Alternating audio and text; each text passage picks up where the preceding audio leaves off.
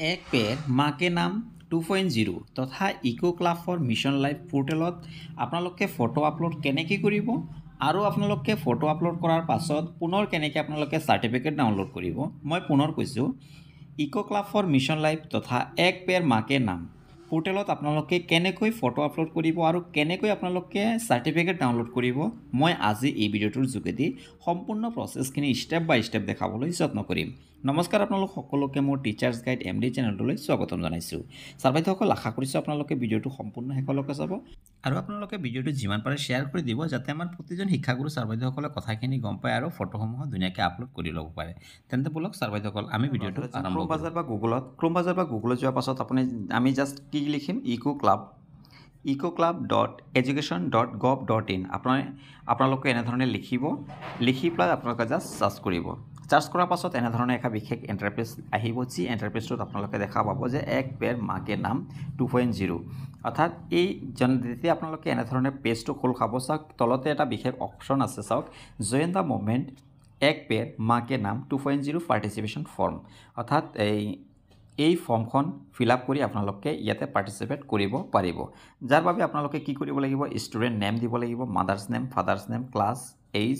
gender আৰু ইউডেছ code দিব ফটোসমূহ চিলেক্ট কৰিব তো আপোনালোকে ধুনীয়াকৈ আপোনালোকে ষ্টুডেণ্টৰ নাম দি দিব ষ্টুডেণ্টৰ নাম দিয়াৰ পাছত আপোনালোকে ষ্টুডেণ্টৰ মাদাৰ নেম দি দিব মাদাৰ নেমটো মেণ্ডেটৰী নহয় তো আপোনালোকে মাদাৰ নেম দিব পাৰে ফাদাৰ নেম দিব ফাদাৰ নেম দিয়াৰ পাছত ক্লাছটো চিলেক্ট কৰি দিব এজটো দি দিব এজটো দিয়াৰ পাছত আপোনালোকে জেণ্ডাৰ দি দিব জেণ্ডাৰ দিয়াৰ পাছত আপোনালোকে স্কুলখনৰ ইউডেছ কোডটো দিব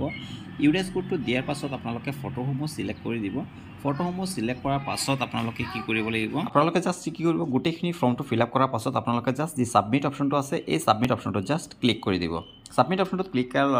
লগে লগে চাওক ইয়াতে ডিটেইলছ ছাবমিটেড ছাকচেছফুলি হৈ গৈছে জাষ্ট আপোনালোকে অ'কেত ক্লিক কৰি দিব অ'কেত ক্লিক কৰাৰ লগে লগে চাওক আপোনালোকে এতিয়া যদি কয় আমি ফটোবোৰ চাম তেতিয়াহ'লে আপোনালোকে ভিউ ফটো গেলাৰীত আপোনালোকে গৈ গোটেই ফটোটো আহিব আপোনালোকে ধুনীয়াকৈ চাব পাৰিব ফটোবিলাক কোনে কোনে আপলোড কৰিছে এইটো আপোনালোকে দেখা পাব তো গতিকে আমি এইটো নাযাওঁ এতিয়া জাষ্ট কি কৰিম আমি যে ডাউনলোড চাৰ্টিফিকেট যি অপশ্যনটো আছে যিহেতু আমি চাৰ্টিফিকেটখন ডাউনলোড কৰিম তাৰ বাবে আমি ডাউনলোড চাৰ্টিফিকেট অপশ্যনটোত আমি জাষ্ট ক্লিক কৰি দিম ডাউনলোড চাৰ্টিফিকেট অপশ্যনটোত ক্লিক কৰাৰ লগে লগে অকণমান ৱেইট কৰিব চাওক ইয়াতে ফটোখন ডাউনলোড হৈ গৈছে এতিয়া আমি কি কৰিম এনেধৰণে ফটো আহিব চাওক ইয়াতে আমি জাষ্ট কি কৰিম download at image download as PDF আপোনালোকে PDF ডাউনলোড কৰিব বিচাৰে না জাষ্ট ফটোটোৱে ডাউনলোড কৰিব বিচাৰে যদি আপোনালোকে PDF বিচাৰে তেতিয়াহ'লে ডাউনলোড এজ PDF অপশ্যনটোত আপোনালোকে জাষ্ট ক্লিক কৰিব ইয়াতে ক্লিক কৰাৰ লগে লগে চাওক ইয়াতে হৈ গৈছে জাষ্ট অপেনত ক্লিক কৰিব অপেনত ক্লিক কৰাৰ লগে লগে চাওক এই চাৰ্টিফিকেটখন অলৰেডি হৈ গৈছে তো ছাৰ বাইদেউসকল আপোনালোকে এনেধৰণে